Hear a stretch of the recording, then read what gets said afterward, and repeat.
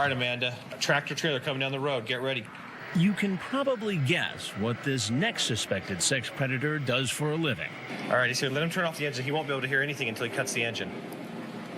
Let's let him get down. He's a 41-year-old truck driver from Fayetteville, Georgia, Joseph Myrick. He thinks a 15-year-old girl is inside, ready to have sex with him. Hey, you made it. Come on in, I'm just getting some laundry out. Okay. His screen name is too graphic to use, but in his chat, he asks the decoy, when it comes to sex, are there any positions you like best? The person pretending to be the 15-year-old says, I only did the one. Then he says, well, we'll try others. When the decoy says it's awesome that he's bringing the big truck, he says, well, I do not want your mom finding out because it would mess up a good thing. That's a big truck you got. How do you drive that thing? Well, to be honest with you, it's like driving a car. Well, I would love to go for a ride sometime. Well, I'd love to take you. Where exactly were you going to take her in that truck of yours? I was just going to take her around, just see certain places, and talk to her. Like where? She just want to go for a ride. I take her for a ride. I mean, nothing. I ain't mean no harm in trying to do nothing I shouldn't be doing. Trying to, be no idiot and no pervert or nothing. That's what he says now. But what about what he said to her online? You say, well, I do think you're damn sexy, and was wanting to know if you have ever had sex. Oh, yeah. Yes, you did. I have it all right here, so you might as well just tell me right now. I ain't disputing it. No, sir, I ain't disputing it. I'm just damn. I think you probably have a very nice ass as well. I just fell into the conversation. I ain't going to sit here and tell me no excuses for the things I said because I fell into the conversation. It was totally, it was wrong. And you say, yeah, I'll be your bear, and we bears like tasting honey. When you read it back to me like that right there, I realized what I said, no, you're right. What do you think would have happened if I wasn't here? And in fact, a 15-year-old girl was here. I told myself, I get in here to sit and just talk to her, You just said you were going to take her for a ride in the truck. If she wanted to go, How do you think a girl's father would feel if a 40-year-old man took a 15-year-old girl for a ride in a truck? He'd be upset, right? And he'd be justified, wouldn't he? Oh, yes, he would. You own that rig yourself? No, sir. So you work for a company that owns that rig? Yes, sir. And how do you think they'd take to the fact you're out driving that rig around, going to meet a 15-year-old girl? Well, they would look on it as in a bad note and look at a bad note, like the way it actually looks. You know it's wrong. It was foolish.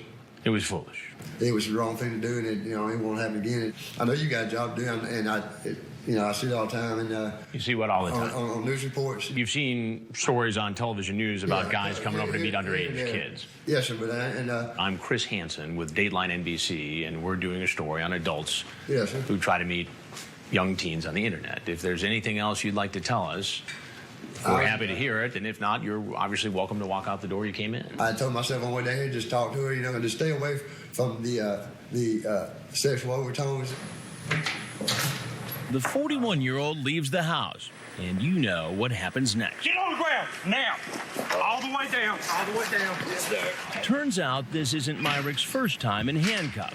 Stand up on your neck. Yes, sir. This individual, Joseph Myrick, he's had 11 prior arrests. 11 prior arrests? 11 prior arrests. It could range from possession of drugs to simple battery to theft. Pretty good little record that we have on him. Started as early as 1983.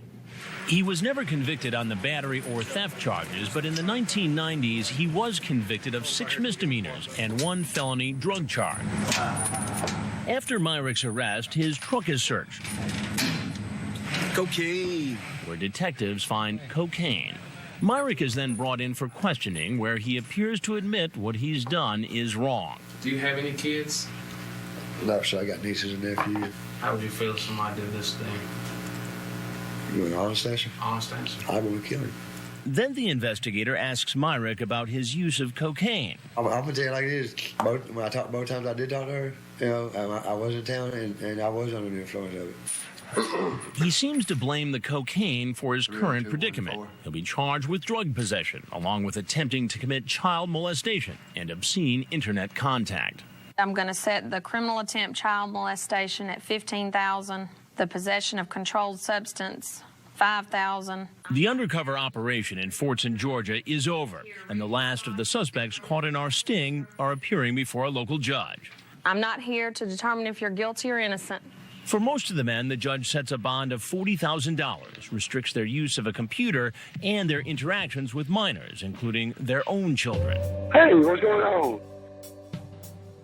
I'm a little bit hoarse, though. My voice is kind of ragged for some reason. But, yeah, I mean, I'd love to see you, sometime, get together and, But you are a pretty little thing. I don't know why folks don't tell you that.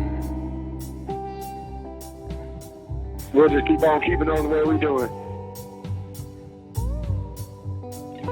All right, honey. I'll talk to you soon. Bye-bye.